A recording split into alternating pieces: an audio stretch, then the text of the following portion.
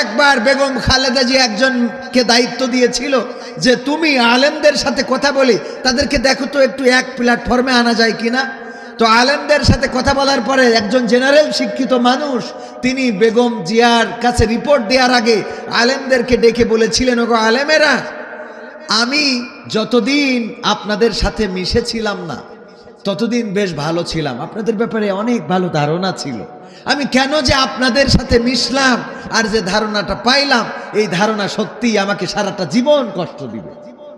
কারণ হলো আলেমদের সাথে কথা বলে আমি এক করতে পারি নাই।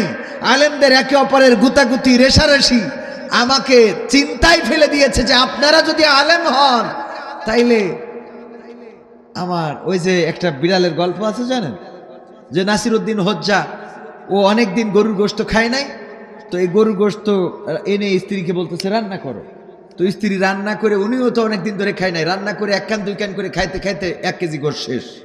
গোসল করে যেয়ে বলতেছে স্ত্রী খাবার নিয়ে আইসো। তো স্ত্রী তো জানে যে গোশত শেষ, এখন নাসিরউদ্দিন হোজ্জারে কি বলা যায়, বুদ্ধি একটা পাকাইছে। মেয়েদের বুদ্ধি কম না বেশি বলেন, কম না বেশি? কম। বেশি যেইটুক ওইটুক হলে শয়তানি বুদ্ধি, যেইটুক বেশি ওইটুক কি শয়তানি বুদ্ধি। দেখবেন আরে বাবা এত চালাক, ফোন চালায়, কথা বলে, রং নাম্বার বা অন্য কারোর সাথে কথা বলে, স্বামী চলে গেলেই অমনি কল শুরু করে দেবে, তোমাকে অনেকদিন ধরে দেখি না, তুমি একদিন আসো না, হ্যাঁ লাইলাতুল ফেব্রুয়ারিতে। হঠাৎ যদি স্বামী কোনো কারণে বাড়ি ঢোকে, গলা ঝাড়া দেয়, হ্যাঁ অমনি যেখানে কথা বলছিল, তোমাকে দেখতে মনে চায়, একদিন আসো। ভাই ভাই তুই এসানে, ভাই এসে বেড়াইতে সানে। তো স্বামী জিজ্ঞেস করে কে? ও আমার ওই চাচাই তো ভাই, ওই যে তুমি যার সাথে বিড়ি খেয়ে বেড়াও, ওর সাথে কথা বলছিলাম। একেবারে সাথে সাথে স্টার জল সাথে ঘুরাইয়ে বিটি বিটি ঢুকাই দেয়। ঠিক না বে ঠিক? আর বুদ্ধি আছে না নাই? কিন্তু সেই বুদ্ধিটা কি বুদ্ধি? শয়তানি বুদ্ধি। মিথ্যা বলা, একেবারে আজান দিয়ে মিথ্যা বলা নারীদের স্বভাবে পরিণত হয়েছে। আমি অসংখ্য নারীকে দেখলাম যে মিথ্যা এদের জীবনের সাথে, রক্তের সাথে লেগে গেছে। এই মিথ্যা বলা যাবে না। মা বোনেরা, আল্লাহ নবী বলেছেন অধিকাংশ নারীরা জাহান্নামী আর অধিকাংশ গরিবরা জান্নাতি। সুবহানাল্লাহ বলবেন না? গরিবেরা কোথায় যাবে? জান্নাতে যাবে। গরিবেরা কোথায় যাবে? জান্নাতে যাবে। আর নারীরা বেশি কোথায় যাবে? তার প্রমাণ কি পাইছেন? এবার আমি বললাম যে আল্লাহ জমিন থেকে অনেক কিছু কিয়ামতের আগে তুলে নেবে, তার মধ্যে লজ্জা হায়া খায়া মোটামুটি উঠাই নিয়েছেন।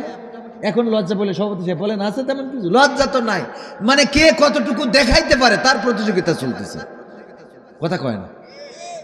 মোট যারা দেখাইতে পারে না তারা বুরখাপুরি দেখাচ্ছে। বুরখাপুরি তাকে লেখা দিনটা ড্যান্স শুরু করে দে বাড়ি আছে না নাই? বুরখা পরেও ড্যান্স। এই হলো যারা দেখাইতে পারতেছে না তারা কি পরে দেখাচ্ছে? বুরখা পরে। তার মানে লজ্জা হায়া কায়া এগুলো উঠে গেছে। এই বছর এসে দেখলাম আর একটা জিনিস উঠে গেছে, সেটা হলো আল্লাহ নারীদের থেকে শীতটা তুলে নিয়েছে। কি তুলে নিয়েছে? শীত। সভাপতি সাহেব আপনি হয়তো আমার কথার সাথে একমত হবেন না, কিন্তু আমি এই যে কঠিন শীতের মধ্যে আমার দাওয়াত দিয়েছে, টাকা দিয়ে রেখেছে, না আসলে তো আমার বাটাম খুলি, মানে ঠ্যাঙের কাটি খুলি দেবে। তো এই জন্য আশা লাগে। ও মা, বাজার ঘাটগুলোতে নারী দিয়ে ভরা, বাচ্চা শিশু কোলে কাঁদতেছে বাচ্চা। ওই বাচ্চা যদি কথা বলতে পারতো, বলতো মা তোর থেকে আমি পদত্যাগ করলাম, কারণ এই ঠান্ডায় তুই আমারে নিয়ে বেরোইছিস। সত্য বলছি না মিথ্যা বলছি? যান শ্যামনগরে, যান সাতক্ষীরায়, মানে শীতই নাই নারীদের। আবার একটা নারীর দেখলাম পাতলা, আপনার সাথে বলা ঠিক না, যুবকদের বলি, পাতলা ফিরফিরে শাড়ি পরে তে ভিডিও সাক্ষাৎকার দিচ্ছে, বাচ্চাদের খাওয়ার সবকিছু দেখা যাচ্ছে। ওর বলতেছে আপনার কি ঠান্ডায় শীত লাগতেছে? বলছে না আমার আসলে শীত করে না। ওর নাকি শীত করে না, শয়তান। তার মানে আল্লাহ শীত তুলি নেই। ঠিক বলছি না বে ঠিক বলছি? যাই হোক ভাইয়েরা আমার, আমার আজকে আলোচনার বিষয় হলো আল্লাহ বলেছেন ইমানদারদেরকে ডাক দিয়ে যে তোমরা নিজেরা আগুন থেকে বাঁচো আর তোমাদের আহালদেরকে বাঁচাও। এখন এই নিজেদের বাঁচানো এবং আহালদেরকে বাঁচানোর রাস্তা ধরার দরকার আছে না নাই? আমি যখন সাতক্ষীরায় আসবো জিজ্ঞাসা করলাম কোন রাস্তায় গেলে ভালো হবে, কোন রাস্তায়, এখানে যখন আসবো তখন বললাম কোন রাস্তায় গেলে ভালো হবে। তো এই জন্যে যারা রাস্তা জানে তাদের কাছে রাস্তার খোঁজ নেওয়ার দরকার আছে না নাই? তো আমরা খুব ভালো জানি না, কিন্তু যতটুকু জানি একটু রাস্তা বলে দেব, যে এই রাস্তায় নিজেরা আগুন থেকে বাঁচাতে পারবেন নিজেদেরকে এবং সন্তানদেরকে বাঁচাতে পারবেন। এই রাস্তাটুকু জানার দরকার আছে না নাই? আপনারা জানতে চান? কে কে হাত উঁচু করেন। লিল্লাহি তাকবীর।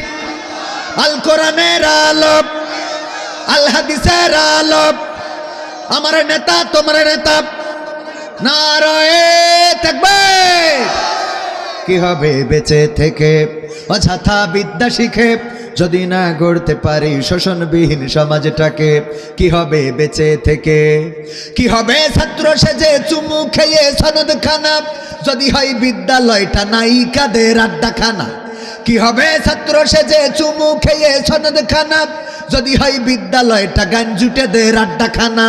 এর চেয়ে মরাই ভালো দেশ ছেড়ে যাওয়াই ভালো, এর চেয়ে মরাই ভালো দেশ ছেড়ে যাওয়াই ভালো। কি হবে ধোকা দিয়ে বিবেকটাকে, কি হবে ধোকা দিয়ে বিবেকটাকে? কি হবে বেঁচে থেকে অযথা বিদ্যা শিখে যদি না গড়তে পারি শোষণবিহীন সমাজটাকে? কি হবে বেঁচে থেকে? কি হবে যুবক নামের বোঝা হয়ে এই ধরাতে, যেখানে মা বোনেরা ধর্ষিতা হয় দিনে রাতে? ধর্ষণ আছে না নাই?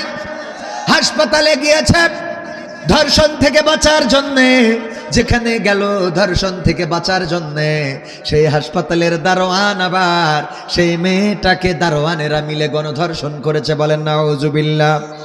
ধর্ষণ থেকে বাঁচতে যে ধর্ষণের শিকার হয়, থানায় গিয়েছে ধর্ষণের মামলা নিয়ে, আবার দেখা যায় সেই থানায় ধর্ষিতা হয়েছে। এমন আছে না নাই? এইগুলো বন্ধ করার জন্য যেটা দরকার সেটা হলো আল্লাহর কোরআনের আইন। আল্লাহর কোরআনের আইন যদি সমাজে বাস্তবায়ন হয়ে যায়, তাইলে ধর্ষণ করা তো দূরের কথা, প্রেম করার মতো যুবক খুঁজে পাওয়া যাবে। কতখানি পাওয়া যাবে? কারণ কি? কারণ যদি কেউ ধর্ষণ করে, যদি কেউ জেনা করে বিবাহিত হয়, অথবা যদি কেউ ধর্ষণ করে বিবাহিত কিংবা অবিবাহিত, মাজা পর্যন্ত গেড়ে দেয়া হবে। এই শ্যামনগরে সবাইকে জানানো হবে যে হুজুর কিংবা কবির, আমার দায় কই আপনার কইলাম, কবির বিন সামাদ ধর্ষণের মামলায় দণ্ডিত হয়েছে, তার মাজা পর্যন্ত গেড়ে সঙ্গে সার করা হবে।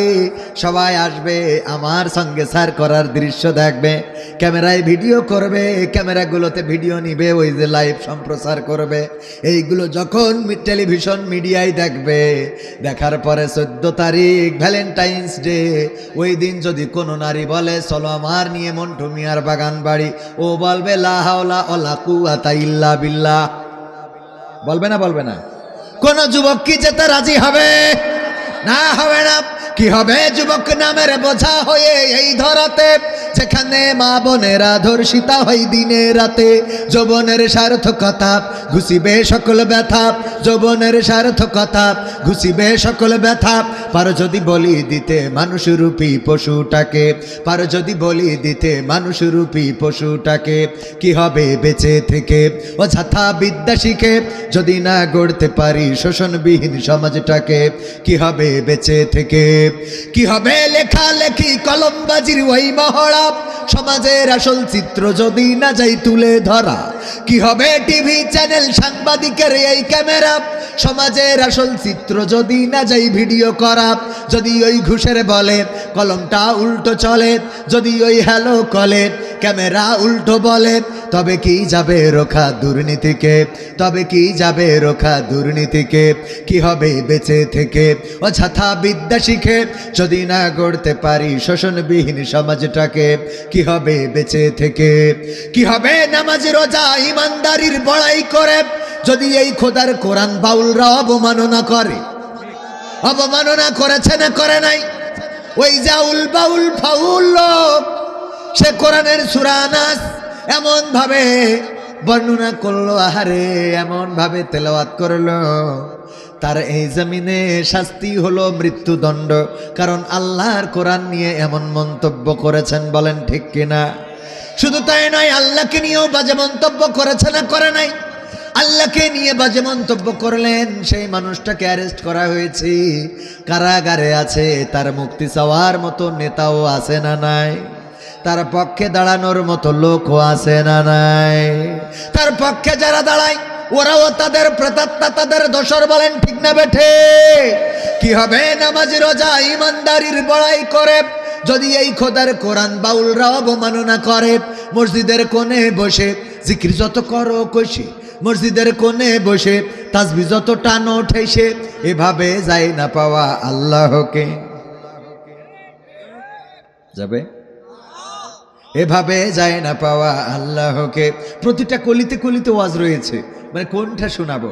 যদি শুধু তাসবিহ টেনে, যদি শুধু জিকির করে জান্নাত পাওয়া যেত, জান্নাত অর্জন করা যেত, তাইলে আমার নবী তায়েফের রাস্তায় রক্ত দিত, তায়েফের রাস্তায় পাথরের আঘাত খাইল, রক্তে জর্জরিত হয়ে গেল, বিশ্ব নবীর চেহারা রক্তে লাল হয়ে গেল, রক্ত ঝরে পড়তে লাগলো, বিশ্ব নবী পড়ে গেলেন সাল্লাল্লাহু আলাইহি ওয়াসাল্লাম। টেনে তুলে আবার সামনের দিকে ধাক্কা দিয়ে দিলেন, আবার পাথর ছোড়া শুরু করলেন, বিশ্ব নবী আবার পড়ে গেলেন। তারপরে আবার সেই মানুষটাকে টেনে তুলল, আবার সামনে ধাক্কা দিয়ে দিল, বিশ্বনবী তৃতীয়বার বেহুশ হয়ে পড়ে গেলেন। আল্লাহর নবী সাল্লাল্লাহু আলাইহি সাল্লামের যখন হুঁশ ফিরে এলো, তাড়াতাড়ি করে জমিনে পড়ে থাকা রক্তগুলো নিয়ে গায়ে মাখা শুরু করলেন। সাথে ছিল পালক পুত্র জায়েদ। জায়েদ রাদিয়াল্লাহু তাআলা আনহু বললেন, ওগো নবী, ওগো আমার পিতা, এই রক্ত তো আপনার শরীরে প্রবেশ করবে না, এই রক্ত কেন আবার আপনি গায়ে লাগান? আল্লাহর নবী সাল্লাল্লাহু আলাইহি সাল্লাম বললেন, ওগো আমার পালক পুত্র জায়েদ, শুনে নাও, যেই জমিনে আখিরি জামানার পয়গম্বরের রক্ত পড়েছে, আল্লাহ যেন এই জমিনের পরে কোনো গজব নাজিল না করে দেয়। আল্লাহ যদি এই জমিনের উপরে কোনো গজব নাজিল করে দেয় আর এই জমিনের বাসিন্দারা যদি পৃথিবী থেকে নিশ্চিহ্ন হয়ে যায়, তাইলে আমি নবী কেন আসলাম? আমি কাদের কানে পৌঁছে দেব না ইলাহা ইল্লাল্লাহু মুহাম্মাদুর রাসূলুল্লাহ। আমি এই কালেমা কাদের কানে পৌঁছাবো? এই বলে নিজের রক্ত গায়ে মাখা শুরু করলেন। আল্লাহর নবীর পায়ের জুতা আটকে গেল, জমাট বেঁধে গেল। শুধু তাই নয়, বিশ্ব নবীকে মক্কায় তারা রাখতে চাইল না। রাতের অন্ধকারে বের হলেন, মদিনায় হিজরত করলেন।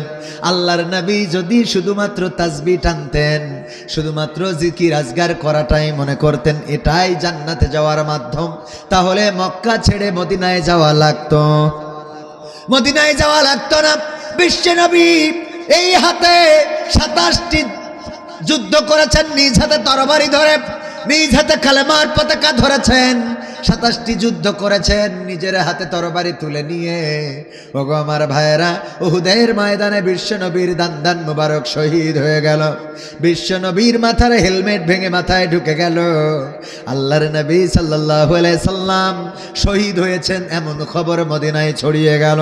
ও আমার ভাইয়েরা, যদি শুধুমাত্র তাসবিহতে জান্নাত থাকতো, শুধুমাত্র জিকিরের মধ্যে যদি জান্নাত থাকতো, তাইলে বিশ্বনবী যুদ্ধ কেন করলেন? দেশ কেন ত্যাগ করলেন? তায়েফে কেন রক্ত ঝরালেন?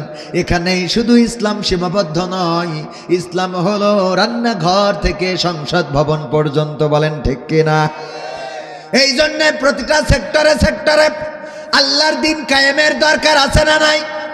আপনি চরমনাই করেন, আপনি হেফাজত করেন, আপনি জামাত করেন, আপনি বিএনপি করেন, আওয়ামী লীগ করেন, যেটাই করেন না কেন, যদি মুসলমান হন, তাইলে আপনার উপরে দায়িত্ব হলো হুয়াল্লাযী আরসালা রাসূলাহু বিল হুদা ওয়া দীনিল হক লিইয়ুযহিরাহু আলাদ-দীনি কুল্লিহি ওয়ালাউ কারিহাল মুশরিকুন। আমার আল্লাহ বলছেন, আমি রাসূলকে দ্বীনে হক, সত্য দিন এবং হুদা দিয়ে পাঠালাম, এই জন্য যে তিনি যেন সকল দলের উপরে, সকল মতের উপরে আমি আল্লাহর মত, আমি আল্লাহর দিনকে বিজয়ী করে দেখায়। বিশ্ব নবীকে পাঠিয়েছেন যেই দিন বিজয় করার জন্যে।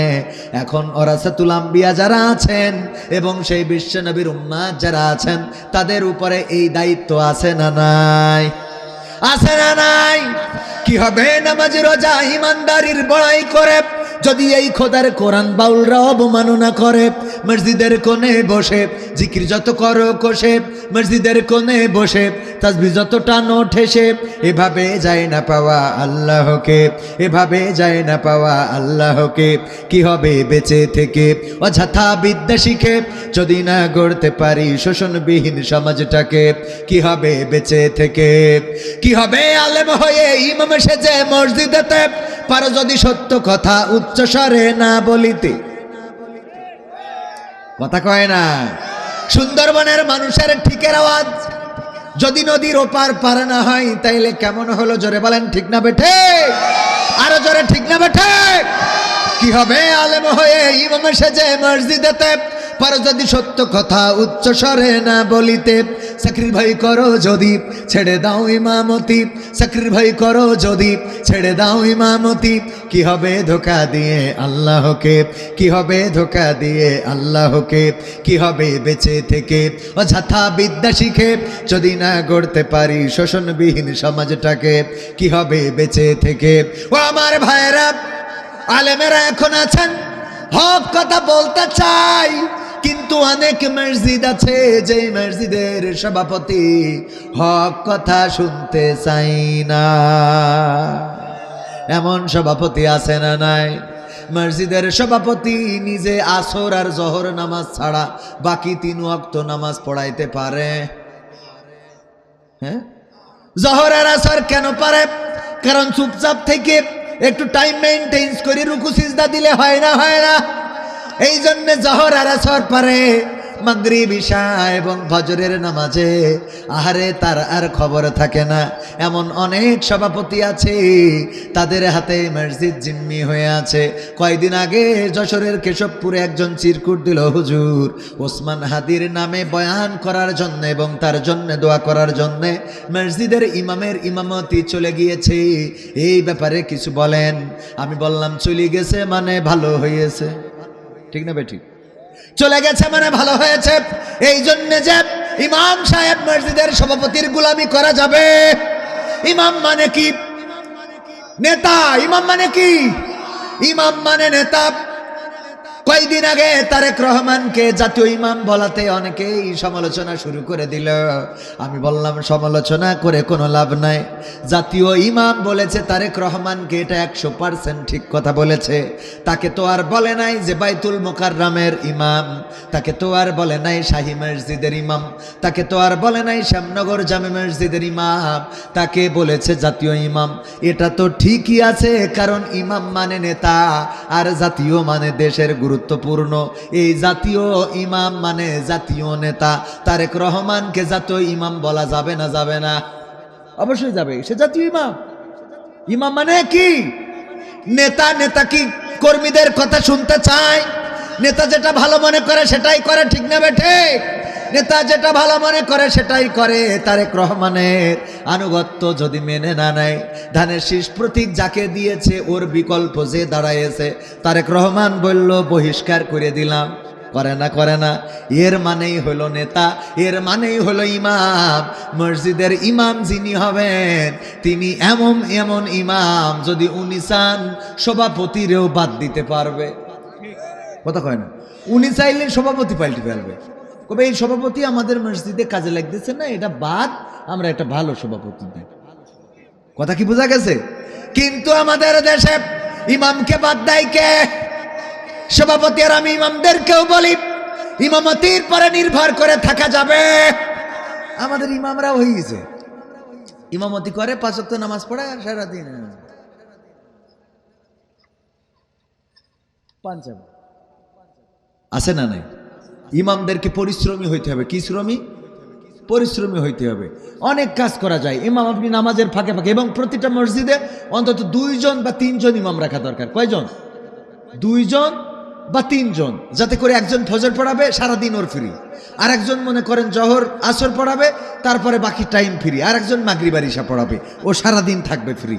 তাইলে কি হবে? শ্যামনগরে একটা ফার্মেসি দিয়ে, আপনার বাজারে একটা ফার্মেসি দিয়ে, পদ্মপুকুর এখানে আরো কি আছে, হ্যাঁ নীলডুমুর একটা ফার্মেসি দিয়ে ওষুধের ব্যবসা করতে পারে, ওখানে ফলের দোকান দিতে পারে, ওখানে অন্য কিছু করতে পারে। 5 ওয়াক্ত নামাজ একজন ইমাম যদি 5 ওয়াক্ত পড়াইতে হয়, এর আসলে আর কিছু করার সুযোগও থাকে না। ঠিক না বে ঠিক? এর আর কিছু করার সুযোগও থাকে না। আর এই একটু দেরি টেরি হইলে তো সভাপতির ধমক তো আছেই। এই জন্য ইমামের পাশাপাশি অন্য চাকরিও করতে হবে, অন্য কাজও করতে হবে, এই সিদ্ধান্ত নিতে হবে। ইমামের পরে, ইমামতির পরে নির্ভরশীল থাকা যাবে। যেই গ্রামে ইমাম গড়ে তোলে নাই, ওই গ্রামে তার ইমামতি করার কোনো দরকার নেই। আমাদের হুজুররা আবার মাঝে মাঝে ওরা সিন্ডিকেট করে রাখে। ওরা মনে করে কেউ যেন ইমাম না হয়ে গড়ে ওঠে, যাতে করি ওই ইমামতি করে খাইতে পারে। ওইটা না, বরং আপনি চেষ্টা করেন এসে তো এমন 2-3টে তৈরি করে দেন যে আপনি হঠাৎ ইমাম সাহেব ছুটিতে গেছে, বোর বলতেছে, শীত পড়তেছে, তো অনেকদিন ধরে আসি না, একটু আসি, কম্বলটা গরম রেখে আনে। ওই বউ খুব আশা সুখী, খুব সাইজে গুইজে লিপস্টিক টিপস্টিক মারি যে হুজুর বাড়ি আসতেছে আজকে, একেবারে এই স্বামীর জন্য সাজা যাবে কি না? স্বামীর জন্য যে যত সাজবে তার তত সোয়াব, বলেন সুবহানাল্লাহ। কিন্তু আমাদের নারীরা সাজে, বউরা সাজে কার জন্য? স্বামীর বন্ধুর জন্য। কার জন্য? সারা বছর বোরকা পরে, পিকনিকের দিন শাড়ি পরি, ওরে বাবা তাকে নাকে দিনটা আছে না নাই? গায়ে হলুদের দিন, ওরে বাবা ডিজের তালে তালে ড্যান্সও, অথচ বোরকা ছাড়া বের হয় না। ঠিক বলছি তো? বোরকা পরে আল্লাহওয়ালা। বিয়ের দিন ওর বোরকা শেষ, পিকনিকের দিন বোরকা শেষ, আছে না নাই? সেদিন পাবনায় সির করতেছে, হুজুর আমাদের এই মানে এখানে মুসলমানি অনুষ্ঠানে ডিজে বাজায়, এটা জায়েজ আছে কিনা? আমি বললাম আমি তো ফতোয়া দিতে পারবো না, কারণ আমি মুফতি না, মুফতি যারা আছে আমাদের হুজুরা ওনারা বলবেন। কিন্তু আমি বাংলা কথায় যে এটা বুঝি, মুসলমানি অনুষ্ঠান সুন্নাতে খাতনা, কি সুন্নাতে, এটা দিয়ে আমরা মনে করি এটা যতদিন না দেওয়া হয় ততদিন মুসলমান হতে অপূর্ণতা থেকে যায়, এরকম না? আমাদের ছোটবেলায় এক বন্ধু ছিল, তার নাম না বলি, সে পরে দেখে বলবে আমার কথা বলেছো। ও বলতো আমি কাটাকাটির মধ্যে আমি সারা জীবনে হিন্দু থাকবো। ছোটবেলায় মানে সারা জীবন কি থাকবে? হিন্দু থাকবে। মানে ও মনে করতো এটা না কাটা পর্যন্ত মুসলমান হওয়া যাবে না, তো কাটার থেকে হিন্দু থাকবে।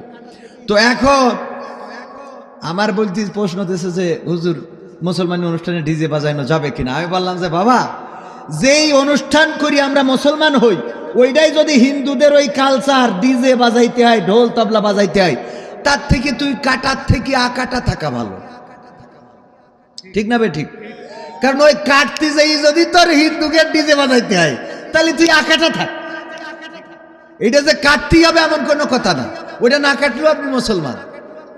আমি যদি ভুল বলি বলেন, এটা সুন্নাহ। এটা কি সুন্নাহ?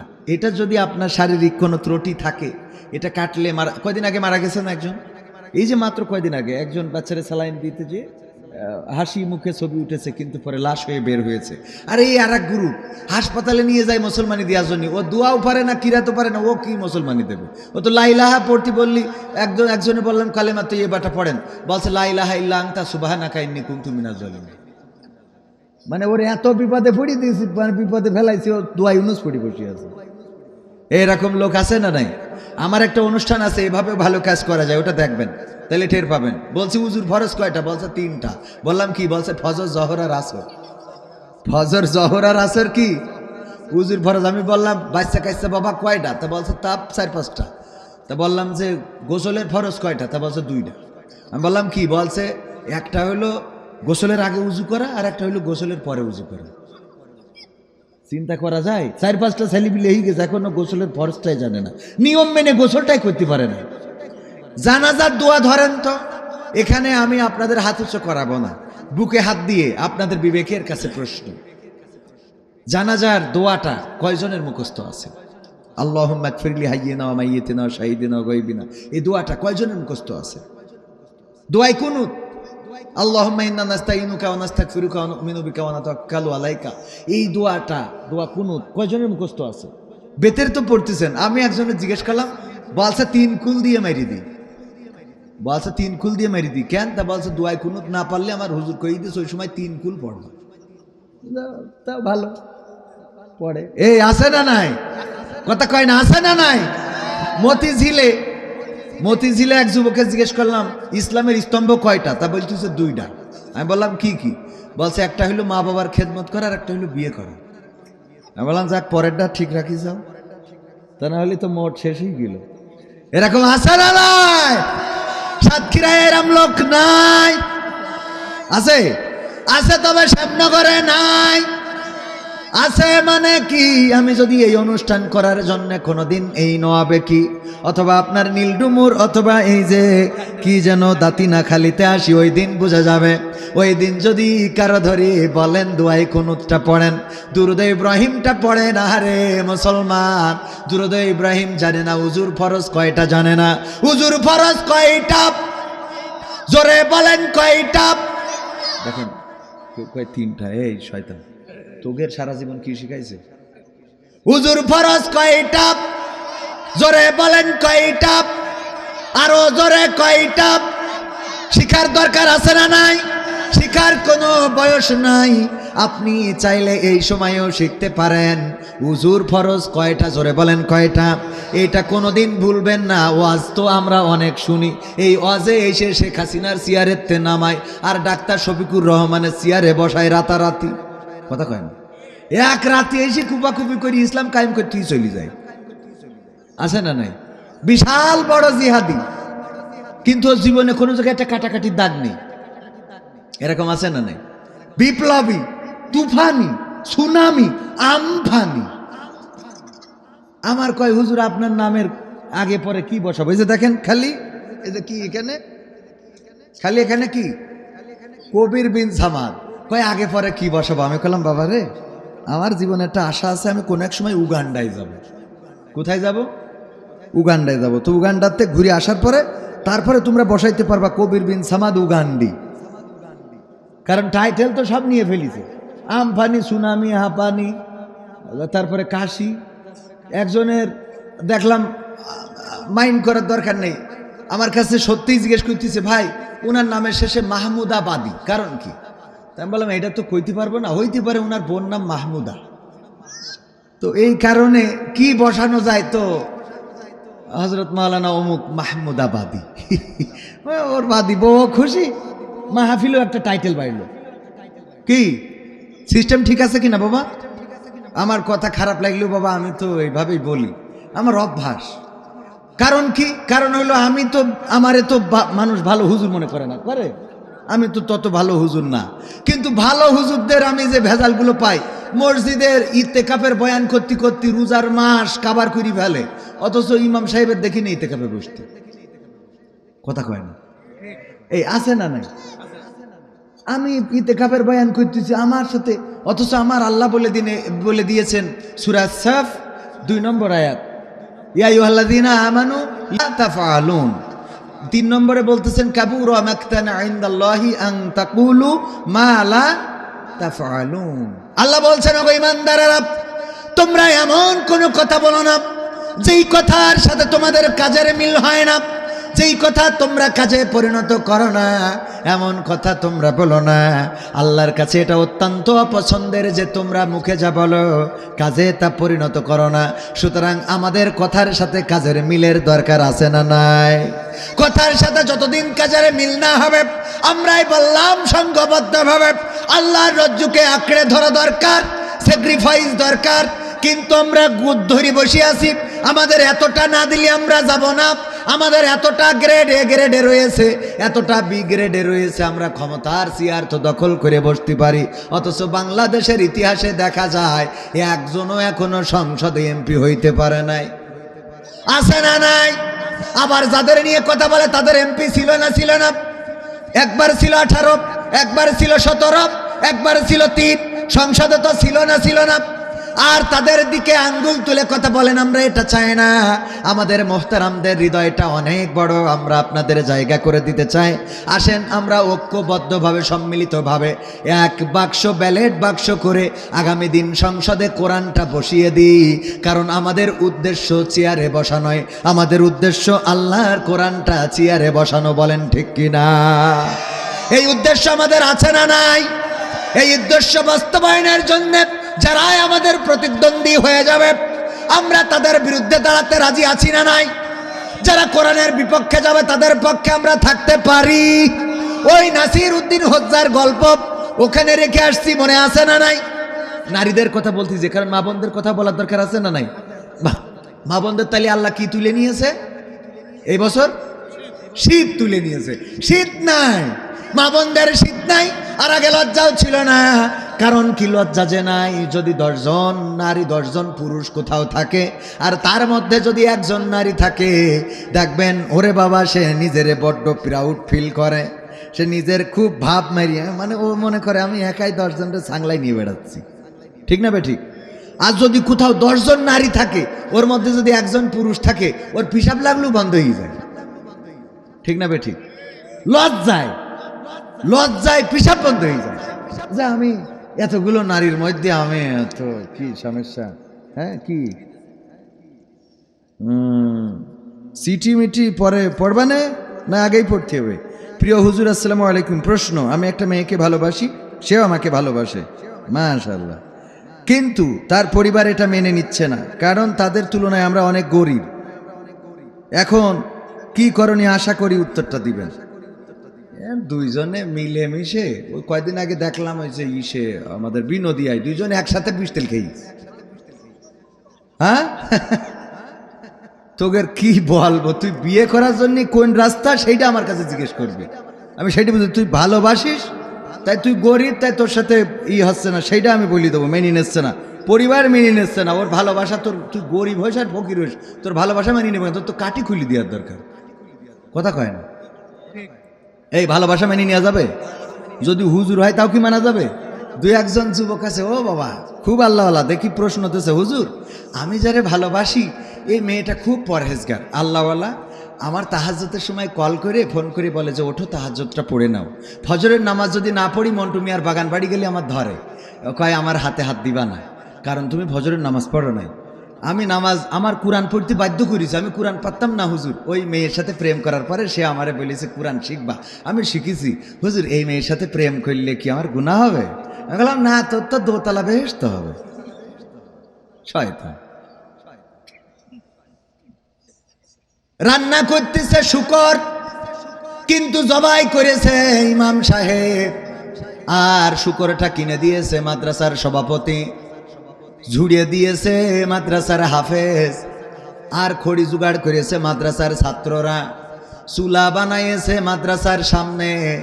মসজিদের ইমাম সাহেব এই অ্যারেঞ্জমেন্টে যে ব্যবস্থা করেছে, আর মসজিদের বারান্দায় বসে খেয়েছে। বলেন এই শুকর কি হালাল হবে?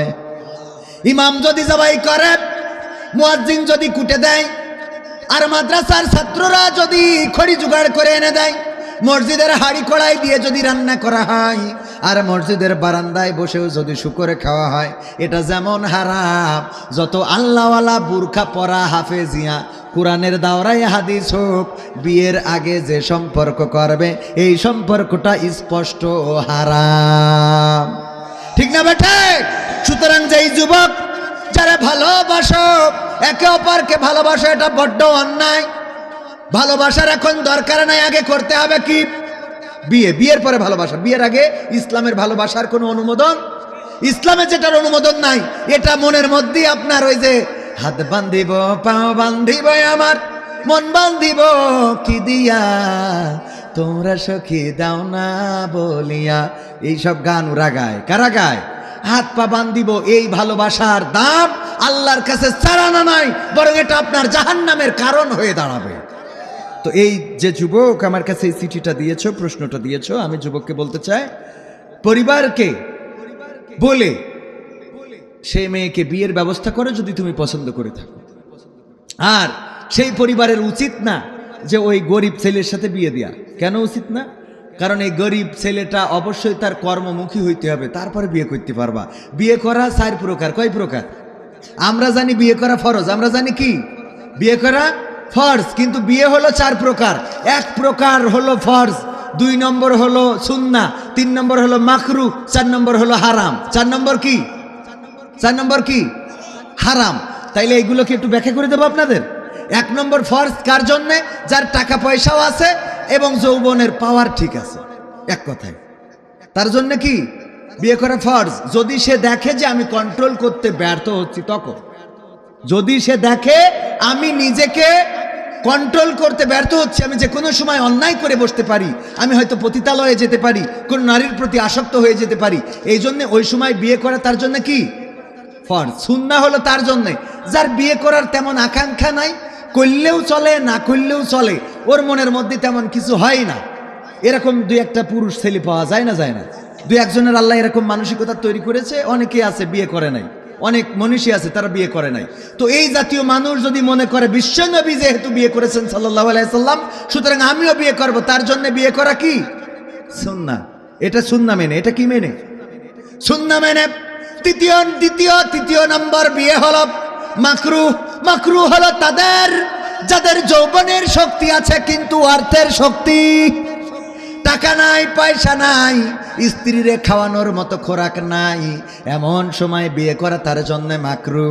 ও বিয়ে করা যাবে না, আগে তার রিজিকের অনুসন্ধান করতে হবে, তারপরে বিয়ে করতে হবে। এই জন্যে তুমি যদি গরিব হও, তোমাকে আল্লাহ গরিব করে পাঠাইছে, কিন্তু গরিব তুমি থাকবা এরকম না। আল্লাহ বলেছেন আমি সেই জাতির ভাগ্যের অবস্থার পরিবর্তন ততক্ষণ করি না যতক্ষণ না ওই জাতি নিজেরা নিজেদের ভাগ্যের অবস্থার পরিবর্তন করে। সুতরাং এই যুবক যদি একটা ইজি বাইকও চালায়, ভ্যানও চালায়, তাও এই গরিবানা হালত থেকে মুক্তি পাইতে পারে না, পারে না, পারে না, পারে না। যদি একটা ফার্মেসিতে সময় দেয়, যদি একটা লেদের সময় দেয়, দেখা যাবে একটা সময় পরে সে লেদের মিস্ত্রি হয়ে গেছে, তারপরে দেখা যাবে সে লেদের দোকানদার, তারপরে দেখা যাবে সে বস বনে গেছে। ওগো আমার ভাইয়েরা, এই জন্যে গরিব থাকা যাবে না, গরিব করে পাঠাইছে, চেষ্টা করলে সফলতা দিবেন কি? বিয়ের জন্য চেষ্টা করতে হবে। আর 4 নম্বর বিয়ে বলেছি হারাম। সেই বিয়েটা হলো আপনার সব আছে কিন্তু মেশিনের অবস্থা খারাপ, এই অবস্থায় বিয়ে করা কি? মনে থাকবে আপনাদের? একদম আজকে কয়েকটা ওয়াজ শিখাই দিলাম। উজুর ফরজ কয়টা? এই ওয়াজগুলো আপনাদের কাজে দেবে। আমি সারাদিন যা বলবো, এমপিরা সব কোথায় গেল, মন্ত্রীরা সব কোথায় গেল, কোথায় কাদের কাকা, তাদের ছাড়া দেশটা এখন লাগে ফাঁকা ফাঁকা, পালাবো না। এইগুলো আপনাদের হাসির খোরাক হবে, এইগুলো আপনাদের ভাল লাগবে যে ও কাদের কাকার নিয়ে কুপাকুপি করলো, কথা কয় না। কিন্তু আপনি যে উজুর ফরজ 4টা, এইটা আপনার কাজে লাগবে। এটা কি লাগবে? বিয়ের বিষয়টা জানলেন, এই বিষয়টা আপনাদের অনেকের কাজে লাগবে না, লাগবে না? কাজে লাগবে। তো এইগুলো আমরা জানার চেষ্টা করি। গোসলের ফরজ কয়টা? জোরে বলেন কয়টা? কয়টা? কেউ কয় 4টা, কেউ কয় 3টা, কেউ কয় 6টা, কেউ কয় 1টাও না, মানে 1টাও না যারা, ওরা কেউ বলছে না। গোসলের ফরজ 3টা, কয়টা? জোরে বলেন কয়টা? আরো জোরে কয়টা? ছোটবেলার মতো করে শিখলে কোনো গুনাহ নাই। আকিজ কোম্পানির নাম শুনেছেন আপনারা? শুনেছেন না শোনেন নাই? আকিজ কোম্পানির নাম তো সবাই শুনেছে। আকিজ বুড়ির নাম শুনেছেন না শোনেন নাই? এই আকিজ সাহেবের বড় ছেলের নাম ডাক্তার শেখ মহিউদ্দিন। বয়স হলো 70-এর উপরে। তিনি এই 70 বছর বয়সে এসে উপলব্ধি করেছেন কোরআন মুখস্থ করতে হবে, হাফেজে কোরআন হতে হবে। এই বয়সে এসে তিনি দুইটা পারা কোরআনের হাফেজ হয়েছেন এবং চেষ্টা অব্যাহত রেখেছেন। উনার কথা হলো, যতদিন হায়াতে আছি ততদিন আমি হাফেজ হওয়ার জন্য চেষ্টা করে যাব। ও আমার ভাইরা, যদি আকিজ কোম্পানির মতো এমন একটা বড় কোম্পানির সাবেক চেয়ারম্যান এবং আকিজের বড় সন্তান আদ্দিন হাসপাতাল, আদ্দিন মেডিকেল কলেজ সহ অসংখ্য প্রতিষ্ঠানের যিনি চেয়ারম্যান, তিনি এই বয়সে এসে কোরআনের হাফেজ হচ্ছেন, আর আমাদের এই বয়সে কি উজুর ফরজ, গোসলের ফরজ, নামাজের আরকান আহকাম জানা কি বড় লজ্জার কাজ? বড় লজ্জার কাজ। উনি কোরআন শিখতেছেন কার কাছে? উনার চাকরি দিয়ে এক হুজুরের কাছে। উনি চাকরি দিয়েছেন, দিয়ে উনার কাছে উনি কোরআন পড়েন, মানে চাকরি দিয়েছে। উনি ডাকেন ইনার বস, ইনি উনার উস্তাদ। দেখেছেন? একেবারে মিডিয়ায় বলছি, কোনো বানানো কথা না। তিনি কোরআন শিখছেন, এই সময় এসে কোরআনের হাফেজ হচ্ছেন। সুতরাং আমরা একটু জোরে বলা যায় না? গোসলের ফরজ কয়টা? জোরে বলেন কয়টা? 1 নম্বর গড়গড়া সহ কুলি করা, 2 নম্বর নাকের নরম স্থান পর্যন্ত পানি পৌঁছানো, আর 3 নম্বর হলো আপনার শরীরটা সুন্দর করে ডলে সুন্দর করে ধুয়ে মুছে পরিষ্কার করা। এই হলো গোসলের ফরজ। মা বোনেরাও যারা পর্দার অন্তরালে আছেন তারাও এগুলো জেনে নিলেন। হুজুর ফরজ কয়টা বলেছিলাম? জোরে বলেন কয়টা? 1 নম্বর হলো মুখমণ্ডল ধৌত করা, 2 নম্বর হাতের কনুই পর্যন্ত ধৌত করা, 3 নম্বর মাথা মাসেহা করা এবং 4 নম্বর হলো পায়ের গোড়ালি সহ সুন্দর করে ধৌত করা। নামাজের আরকান আহকাম কতটা? দেখেছেন? খুব কষ্ট হয়ে যাচ্ছে। কয়টা? 13টা। বলেন কয়টা? জোরে বলেন কয়টা? বাইরে আছে কয়টা? বাইরে আছে 7টা। কয়টা? জোরে বলেন কয়টা? মুখস্থ করেন কয়টা? সবাই বলেন কয়টা? 7টা। বাইরে আছে 7টা। শরীর পাক, জায়গা পাক, কাপড় পাক, 17 ঢাকা, কেবলামুখী হওয়া, ওয়াক্ত চিনা এবং নিয়ত করা। এই 7টা হলো বাইরের আরকান আহকামের 7টা। বাইরের ফরজ আর ভিতরের ফরজ হলো কয়টা? জোরে বলেন কয়টা? 6টা। 1 নম্বর হলো কি করা? তাকবীরে তাহরিম বলা। 2 নম্বর কিয়াম করা। 3 নম্বর রুকু করা। 4 নম্বর সিজদা করা। 5 নম্বর কি করা? রুকু কিয়াম করা। কিরাত পড়া এড়াই গেছে এর মধ্যে 1 নম্বর। তাইলে 1 নম্বর থেকে আসি। তাকবীরে তাহরিমা বলা মানে আল্লাহু আকবার। আল্লাহু আকবার বলেই নামাজ শুরু করতে হবে। 2 নম্বর কিয়াম করা। 3 নম্বর কিরাত পড়া এবং সেই কিরাতের মধ্যে সূরা ফাতিহা পড়া অবশ্যই বাধ্যতামূলক। 4 নম্বর রুকু করা। 5 নম্বর সিজদা করা। আর 6 নম্বর হলো শেষ বৈঠকের মাধ্যমে সালাত শেষ করা। ও আমার ভাইরা, এইগুলো জানার দরকার আছে না নাই? জানার দরকার আছে না নাই? জীবনে কি এরকম ওয়াজ শুনেছেন? নাই এরকম ওয়াজ শোনা গেছে যে ওয়াজ এসে আর কেন আহকাম শিখায়? হুজুর 50,000 টাকা দিয়ে আপনার আনছি এইগুলো শেখার জন্য। বাবা এইটাই কাজে লাগবে। আমি এখন বলবো পালাবো না, আপনার কাছে ওইটা জিজ্ঞেস করা হবে না যে ওবায়দুল কাদের কাকার কণ্ঠ কেমন ছিল, জিজ্ঞেস করা হবে? হবে না। তো সুতরাং আমরা এইগুলো জানার চেষ্টা করবো। সময় গড়িয়ে যাচ্ছে খুব দ্রুত। ওই যে নাসিরউদ্দিন হজ্জার কাহিনীটা শেষ করে আসি। মা বোনদের কথা বলছিলাম, বুদ্ধি বেশি কেন? নাসিরউদ্দিন হজ্জা বললেন, ওগো আমার বেগম, আমার গোশত দিয়ে, গরুর গোশত দিয়ে এতদিন খাই নাই, আজকে শিগগিরই নিয়ে আসো গরম ভাত, গরুর গোশত দিয়ে খাবো। স্ত্রী বাড়িতে ছিল বিড়াল, কারণ নিজেই গোশতগুলো খেয়ে ফেলেছে। ওই বিড়ালটার গলায় রশি দিয়ে টেনে এনে বলছে, কতদিন ধরে বললাম এই বিড়ালটা শ্যামনগরে ফেলাই দিয়ে আইসো, তুমি তো শুনলে না। কয় কেন, কি হয়েছে? এই বিড়াল গোশত খেয়ে ফেলেছে। বলল বিড়াল গোশত খাইছে, এটা কি সত্য? কয় আমার কথা বিশ্বাস হয় না, আমার কথা তোমার বিশ্বাস হয় না, তোমার সাথে সংসার করব না। কান্নাকাটি আছে না নাই নারীদের?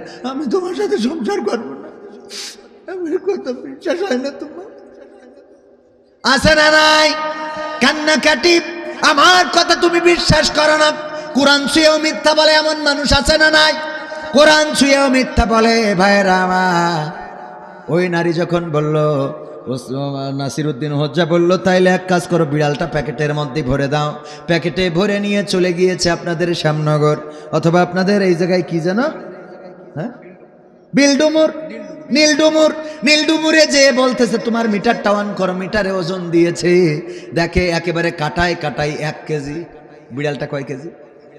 গোশত কিনে নিল কয় কেজি? আবার বিড়াল বাড়ি নিয়ে এসেছে। স্ত্রী, সত্যি কি আমার বিড়াল গোশত খেয়েছে? বলল হ্যাঁ গোশত খেয়েছে। বলল সত্য বলছো? কয় এখনো তুমি সন্দেহ করো? এখনো তুমি সন্দেহ করো? কয় না, তুমি তো আমার সহধর্মিনী, তোমারে কেমনি সন্দেহ করি ওগো আমার বেগম। দেখো এই বিড়ালটা ওজন দিলাম কাটাই কাটাই 1 কেজি। এখন আমার প্রশ্ন হলো, এইটা যদি সেই বিড়াল হয় তাইলে আমার গোশত কই? আর এইটা যদি সেই গোশত হয় তাইলে আমার বিড়াল, তাইলে আমার বিড়াল কই? তো এখন অনেক আলেম হয়ে গেছে এরকম, এই যদি সেই আলেম হয় তাইলে সেই দিন কই? আর এই যদি সেই দিন হয় তাইলে আলেম কই? ঠিক না বে ঠিক? ধর্ম মন্ত্রণালয়ে একজন দাড়িওয়ালা আছে, টুপিওয়ালা, জুব্বাওয়ালা, নাম কি? আফম খালিদ হোসেন, যিনি ধর্ম উপদেষ্টা। উনি এমন একজন মানুষ, উনি ইনসাফ ন্যায়ের পক্ষের মানুষ। উনি এবার হাজিদের হজ করায় 800 কোটি টাকা ফেরত দিয়েছে। জানেন না? জানেন না? কয়শো কোটি টাকা? 800 কোটি টাকা ফেরত দিয়েছে। আর একজন উপদেষ্টাও কি আছে যে 1 কোটি টাকা ফেরত দেশ? যেই প্রজেক্ট করি 1 কোটি টাকা বেশি গেছে, একজনও কি আছে? একজন হাজি, একজন দাড়িওয়ালা, টুপিওয়ালা। এই জন্য আমি মাঝে মাঝে বলি, সব দলেরই দেখা হলো, সব দলেরই দেখা হলো, কেমন করে চালায় দেশ।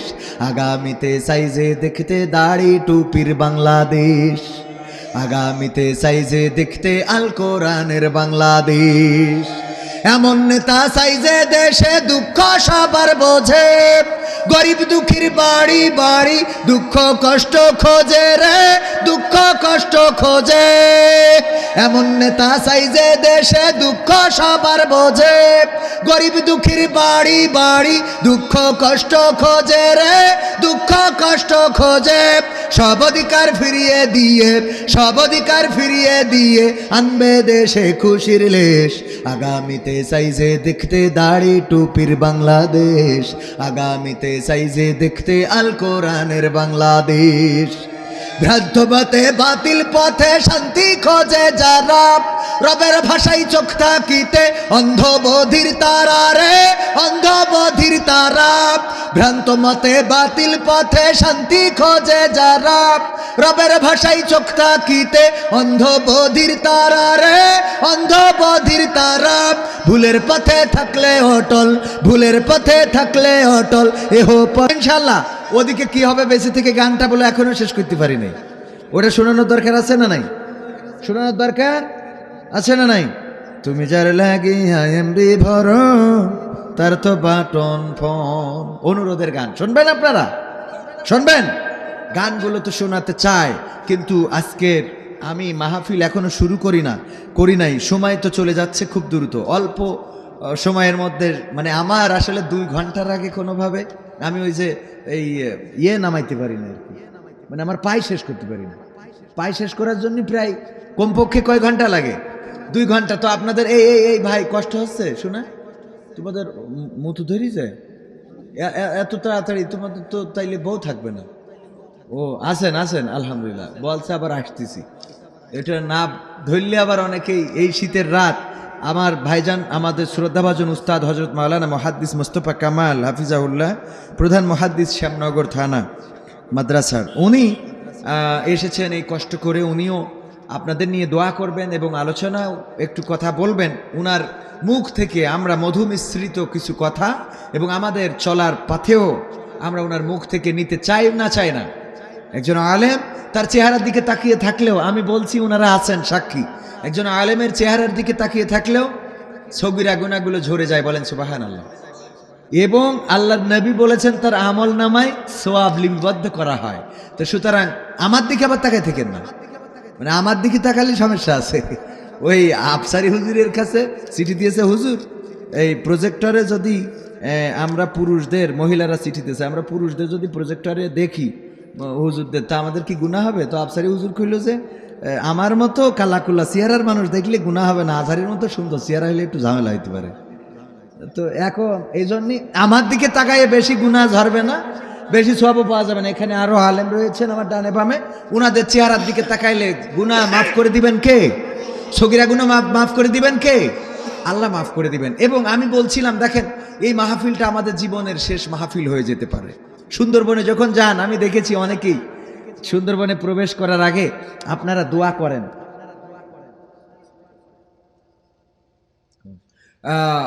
আপনারা দেখেছি দোয়া করে একেবারে নৌকায় উঠে দোয়া করে বিদায় দায় নিয়ে চলে যায়। এর মধ্যে 2-1 জন ফিরিয়ে আসে না, এরকম ঘটে না? দেখেন সবাই তো আশা নিয়ে গিয়েছিল যে সুন্দরবন থেকে কিছু রুজি অন্বেষণ করে সন্তানের জন্য নিয়ে আসবেন। এই তো কয়দিন আগে কুমিরে ধরে নিয়ে গেল এক হিন্দু ছেলে আপনাদের অঞ্চলেরই, এই তো আপনার এখানেই তো এই কাঁকড়া ধরতে যেয়ে একজন হিন্দু ছেলেরে কুমির পাশের ইউনিয়ন কৈখালি কুমির ধরে নিয়ে গেল। সবাই রাখতে পারে নাই, এত লোক সাথে থেকেও রাখতে পারে নাই। পরে আবার কুমির কিন্তু তারে খায়ও নাই, মোটামুটি পানির মধ্যে নিয়ে মেরে ফেলে তারপরে আবার কুমির তারে ঠিকই ছেড়ে দিয়েছে। এই যে একটা কুমির নিয়ে গেল, ওই মানুষটা তো তার সন্তানের জন্য কাঁকড়া ধরতে গিয়েছিল, তার সন্তানের জন্য রুজি করতে গিয়েছিল, ঠিক না বেঠিক? রঙ্গরসের দিন ছিল আমার একদিন, রঙ্গরসের দিন ছিল আমার একদিন, 12 ঘন্টা বেলায় আমার সন্ধ্যা হইল, পাখি উড়ে যাওয়ার বুঝি সময় হলো, পাখি উড়ে যাওয়ার বুঝি সময় হলো, পাখি উড়ে যাওয়ার বুঝি সময় হলো রে, পাখি উড়ে যাওয়ার বুঝি সময় হলো। শরীরে চামড়া ছিল টান, মিষ্টি সুরে গাইতাম গান, গলার আওয়াজ আমার কত দূরে যাইতো,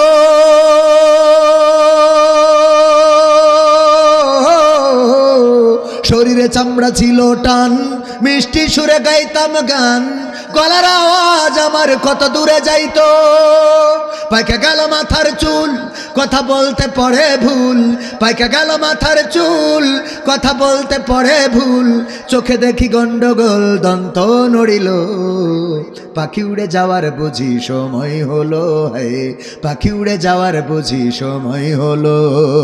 পাখি উড়ে যাওয়ার বুঝি সময় হলো রে, পাখি উড়ে যাওয়ার বুঝি সময় হলো। ঘন ঘন আসে দম, কানেতে শুনি কম। পিছে পিছে জম আমার ঘুরতে লাগিল। ঘন ঘন আসে দম, কানেতে শুনি কম। পিছে পিছে জম আমার ঘুরতে লাগিল। খাটো হয়ে আসছে পাও, হীন হলো সর্বদাও। খাটো হয়ে আসছে পাও, হীন হলো সর্বদাও। ভাবে বুঝি সময় আমার ফুরিয়ে এলো। পাখি উড়ে যাওয়ার বুঝি সময় হলো, হে পাখি উড়ে যাওয়ার বুঝি সময় হলো। পাখি উড়ে যাওয়ার বুঝি সময় হলো রে, পাখি উড়ে যাওয়ার বুঝি সময় হলো। এত সুন্দর পরিপাটি, খাসায় আমার ছিল খাঁটি। দিনে দিনে খাসায় আমার জং ধরিল। এত সুন্দর পরিপাটি, খাসায় আমার ছিল খাঁটি। দিনে দিনে খাসায় আমার জং ধরিল।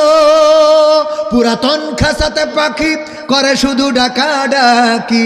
পুরাতন খাসাতে পাখি করে শুধু ডাকা ডাকি। একদিন আমায় দিয়া ফাঁকি উড়িয়া যাইব। পাখি উড়ে যাওয়ার বুঝি সময় হলো, হে পাখি উড়ে যাওয়ার বুঝি সময় হলো। পাখি উড়ে যাওয়ার বুঝি সময় হলো রে, পাখি উড়ে যাওয়ার বুঝি সময় হলো। রঙ্গরসের দিন ছিল আমার একদিন, রঙ্গরসের দিন সভাপতির ছিল একদিন। রঙ্গরসের দিন আপনাদের ছিল একদিন। 12 ঘন্টা বেলায় আপনার সন্ধ্যা হইল। পাখি উড়ে যাওয়ার বুঝি সময় হলো, হে পাখি উড়ে যাওয়ার বুঝি সময় হলো। পাখি উড়ে যাওয়ার বুঝি সময় হলো রে, পাখি উড়ে যাওয়ার বুঝি সময় হলো। এই সময়টা কি বুড়ো হইলে হবে? আমার সভাপতি চুল দাড়ি পেকে গিয়েছে, কিন্তু এমন অনেক বন্ধু ছিল যারা একসাথে ক্লাস করেছে, একসাথে প্রাইমারি শেষ করেছে, একসাথে হাই স্কুলে পড়েছে, কলেজ ভার্সিটিতে পড়েছে। অনেকেই আমার সভাপতি আছে, কিন্তু অনেকেই আগেই বিদায় নিয়েছে, এমন আছে না নাই? অনেকে আগে চলে যায়, বাবার কাঁধে সন্তানের লাশ। ভাইকে রেখে বোন চলে যায়, মাকে রেখে সন্তান চলে যায়, বাবাকে রেখে সন্তান চলে যায়। ও আমার ভাইয়েরা, সুতরাং কবরে যেহেতু যেতে হবে, কবরের খোরাক জোগাড় করার দরকার আছে না নাই? আমার আল্লাহ বললেন, ইয়া আইয়ুহাল্লাযীনা আমানু কু আনফুসাকুম ওয়া আহলিকুম নার। ও গো ঈমানদারেরা, তোমরা শোনো, ওই জাহান্নামের ভয়াবহ আগুন থেকে নিজেদেরকে বাঁচাও এবং সন্তানদেরকে, তোমাদের আহালদেরকে হেফাজত করো। তার মানে তোমাদের স্ত্রীদেরকে বাঁচাও, তোমাদের সন্তানদেরকে বাঁচাও, তোমাদের পূর্ববর্তী যারা কবরে তাদেরকেও বাঁচাও। আহাল আমাদের পূর্ববর্তী যারা, তারাও আমাদের পরিবারের অংশ, ঠিক না বে ঠিক? আমাদের দাদাকে কেমন করে বাঁচাবো, আমাদের বাবাকে কেমন করে বাঁচাবো? তারা তো চলে গেছে। আমাদের যারা আগামীতে আসছে, ধরেন আমার সন্তান, আমার নাতি, আমার পুতি, তাদেরকে বাঁচানোর সুযোগ আছে, কিন্তু যারা আগে চলে গেছে তাদের কেমন করে বাঁচাবো? ও আমার ভাইয়েরা, আল্লাহর নবী বলেছেন, কোন হাদিসে এসেছে 3টা, কোন হাদিসে এসেছে 7টা। সাদকায়ে জারিয়া মৃত্যুর পরেও কবরে জারি থাকে। তার মধ্যে অন্যতম একটা হলো নেককার সন্তান। কি কার সন্তান? নেককার সন্তান যদি কেউ জমিনে রেখে যায়, ওই জমিনে রেখে যাওয়ার কারণে ওই সন্তান যত ভালো কাজ করে রে, ওই ভালো কাজের জন্য বাবা কবরে বসে বসে সওয়াব পায়। আর এই সওয়াব পাওয়ার কারণে ওই বাবার গুনার খাতাটা হালকা হয়ে যায়। আল্লাহর নবী মেরাজে গিয়ে দেখলেন, একজন জান্নাতে কান্নাকাটি করছে আর একজন জাহান্নামে হাসাহাসি করে। বিশ্ব নবী সাল্লাল্লাহু আলাইহি সাল্লাম ফেরেশতা জিবরাইল আলাইহিস সালাতু ওয়াস সালামকে বললেন, ওগো জিবরাইল, ওই লোকটার জান্নাতে তো কান্না করার কথা না, আর এই লোকটার জাহান্নামে তো হাসার কথা না, কিন্তু জাহান্নামে কেন হাসে, জান্নাতে কেন কাঁদে? আল্লাহর নবীকে ফেরেশতা জিবরাইল জানিয়ে দিলেন, ওগো নবী, এই দুইজন মানুষ জমিনে থাকাকালীন যেই লোকটা জান্নাতে আছে উনি একজন আলেম ছিলেন, উনি একজন আল্লাহওয়ালা ছিলেন, আর যেই লোকটা জাহান্নামে উনি একজন চোর ছিল, দুনিয়ার পরে চুরি করত, কিন্তু দুইজনের দুইটা সন্তান ছিল। আলেম চিন্তা করল, আমার দুনিয়ায় তো ইমামতি করে দিন চলে না, আমার তো কোরআন হাদিসের খেদমত করে তেমন সংসার চলে না, আমার একটা ছেলেরে আমি চোর বানাবো। আর চোর বানাইনোর জন্য কি শিং কাটা চুরি চোর বানানো লাগে, নাকি চেয়ারম্যানিতে দাঁড়াইলেও হয়? চেয়ারম্যানিতে দাঁড়াইলেও চোর বানানো যায় না? বড় চোর বানানো যায়।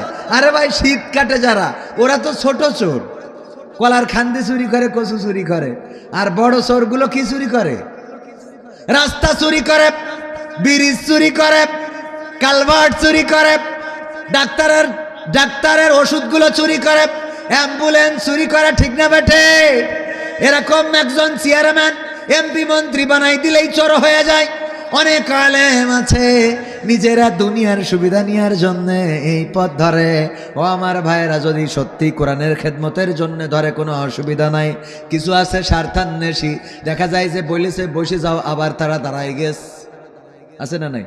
বলিছে বসে যাও, দাঁড়াই গেছে। ব্রাহ্মণবাড়িয়ায় একজন দায়িত্বশীল বলেছে যে দাঁড়ানো যাবে না, সে তাও দাঁড়াইছে, আছে না নাই?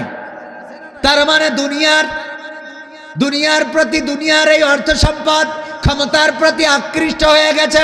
ও আমার ভাইয়েরা, আল্লাহর নবীকে ফেরেশতা জিবরাইল জানালেন, এই লোকটার একটা সন্তান ছিল, আলেম চাইলো চোর বানাবে, আর চোরের একটা সন্তান ছিল। সে চিন্তা করলো, সারা জীবন গুনাহ করেছি, জেনা করেছি, ব্যভিচার করেছি, অথবা ভুল করেছি চুরি করে করে, আল্লাহ না জানি পরকালে আমারে কি করে।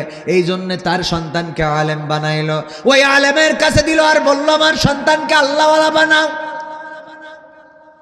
আল্লাহওয়ালা বানাইতে দিয়েছে, আল্লাহ কবুল করেছে। চোরের সন্তান আলেম হয়ে গেছে, আর আলেমের সন্তান চোর হয়ে গেছে। ইন্নামাল আমালু বিন্নিয়াত, হযরত ওমর রাদিয়াল্লাহু তাআলা আনহু থেকে বর্ণিত।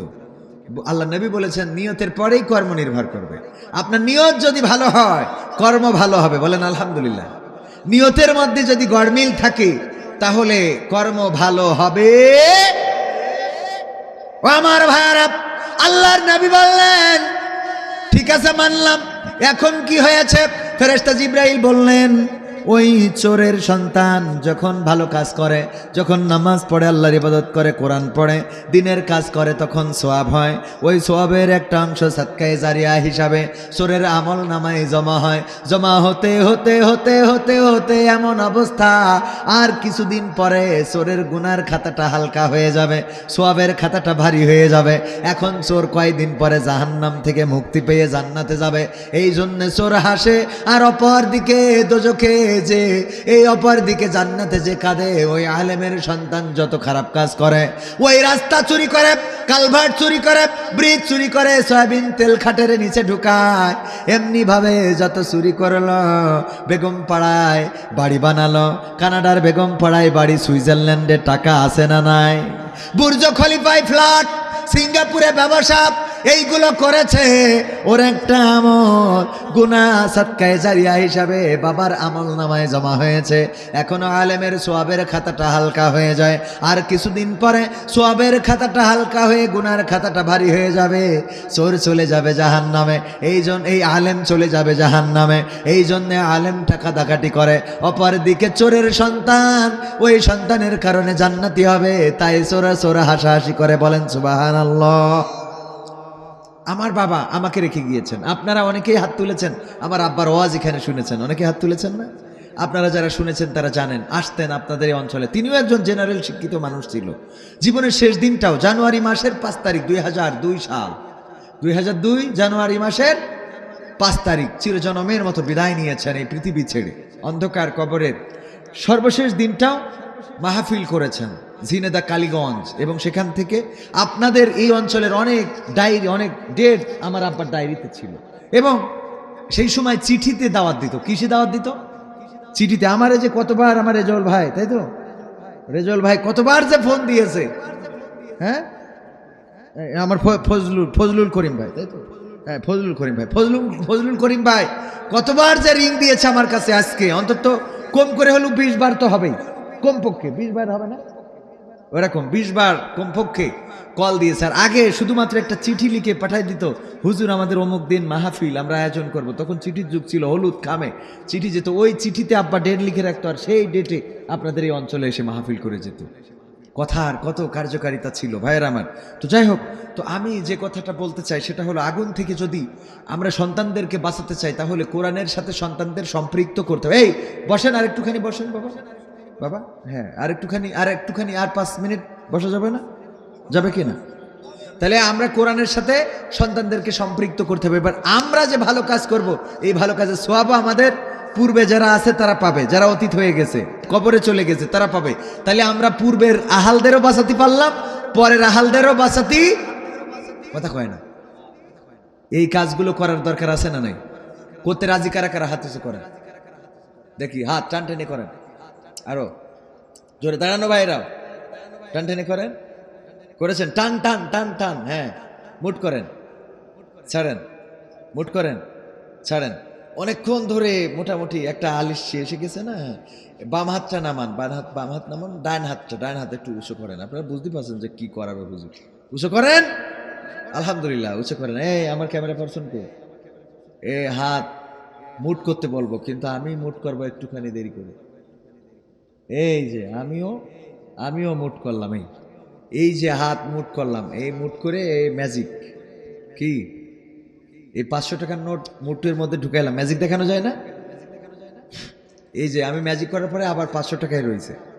যারা মিউজিশিয়ান ওরা এরকম 500 টাকা ফু দিয়ে থাকে, ওদের কাগজ হয়ে যায়, ঠিক কিনা? যাই হোক, এইবার মুটটা পকেটে ঢুকান, নিজের পকেটে না থাকলে পরের পাশের পকেটে ঢুকান, ঢুকান ঢুকান ঢুকান ঢুকান। আমি আমার পকেটে নাই বলে আমি আমার ক্যামেরা পার্সন কাছ থেকে নিলাম। আমি ব্যক্তিগতভাবে এই মাদ্রাসায় কোরআনের এই পাখিদের জন্য, কোরআনের খাদেমদের জন্য আমি দিচ্ছি, এবার আপনারা দিবেন। 1000, 2000, 5000, 10,000 হাফেজ ছাত্ররা যাচ্ছে, আগে খুচরাগুলো দিয়ে দেন। সিমেন্ট, ইট, রড, বালু, মাটি, বালু, তারপরে আরো কি কি যা লাগে আপনারা দিবেন। আমি মুসাফির মানুষ, দোয়া করে দেব। এরপরে চাউলও দিতে পারেন। মাদ্রাসার লজিং নিবেন, এমন কেউ যে আমি একজন লজিং নেব, কেউ আমার কাছে এসে নামটা বলে যেতে পারেন। আর আগে রুমালের মধ্যে দেন, নগদ 500, 10,000, 1,000, 20,000। দানকারীর পিতা মাতার সুখে রেখো কবরে, নূরের টুপি পরায় আল্লাহ তুলিও রোজ হাসরে, বলেন আমিন। যাদের মা নাই বাবা নাই, ওই মা বাবার নামে এক ব্যাগ সিমেন্ট, 1,000 টাকা, একখানা কোরআন দেওয়ার মতো কারা আছেন? 1,000, 2,000, 3,000, 5,000 টাকা যদি আমার কাছে দিয়ে যেতে পারেন, আমি 500 টাকা দিলাম। আল্লাহ আমার দানকে কবুল করে নাও। আল্লাহ এই দানের ওসিলায় আমার আব্বা এই অঞ্চলে একজন ওয়াইজিন ছিলেন, চিরজনমের মতো বিদায় নিয়ে চলে গেছে। আল্লাহ বাবার কবরটা জান্নাতের বাগান বানাইয়া দাও। ওগো আমার ভাইয়েরা, আছেন কোন আল্লাহর বান্দা 1,000, 2,000 টাকা মাদ্রাসায় দিবেন, নামটা যদি লিখাইয়ে দিতে পারেন। 1,000 টাকা দিবেন কোন আল্লাহর বান্দা, একটু দেখতে চাই নাম কি ভাই আমার?